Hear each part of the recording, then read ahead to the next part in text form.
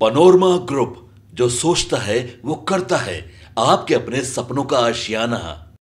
नमस्कार, आप देख रहे हैं सिटी पोस्ट लाइव। मैं हूं सृष्टि राज।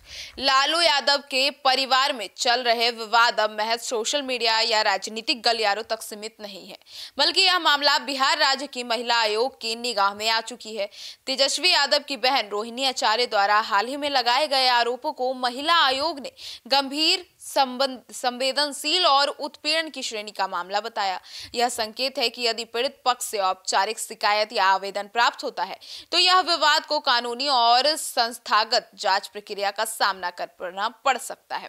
रोहिणी आचार्य ने सोशल मीडिया के माध्यम से कई भावनात्मक और कठोर टिप्पणियां साझा की, जिसमें उन्होंने परिवार के भीतर अपमानित होने, धमकाए जाने, मानसिक प्रताड़ना और यहां तक कि चप्पल से मारे जाने जैसे आरोप लगाए।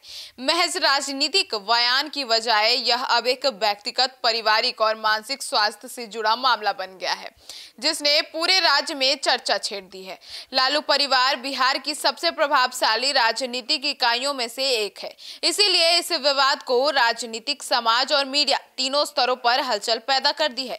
बिहार राज्य महिला आयोग की अध्यक्ष अप्सरा मिश्रा ने इस पर प्रतिक्रिया देते हुए साफ कहा कि रोहिणी द्वारा कही गई बातें हरासमेंट यानी उत्पीड़न और अत्याचार के दायरे में आ सकती है।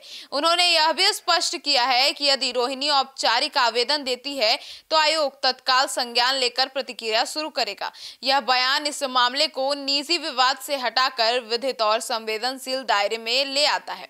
रोहिणी का दर्द सार्वजनिक होने से बड़ी गंभीरता भी सामने आई है। जी हाँ, पारिवारिक विवाद और आमतौर पर निजी दायरे में सीमित रहते हैं, लेकिन जब वे जनता और मीडिया के सामने खुले रूप से सामने आते हैं तो स्थिति राजनीति और समाज दोनों के लिए चुनौतीपूर्ण हो जाती है।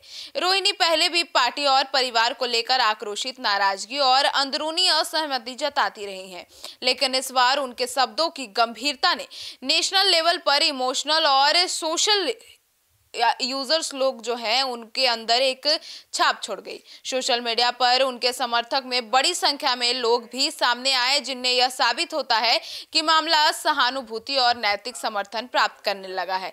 यह विवाद केवल पारिवारिक टकराव का परिणाम नहीं लगता, बल्कि इसके पीछे सत्ता समीकरण, पारिवारिक प्राथमिकता, राजनीतिक रणनीति और व्यक्तिगत सम्मान जैसे पहलू जुड़े दिखाई देते हैं।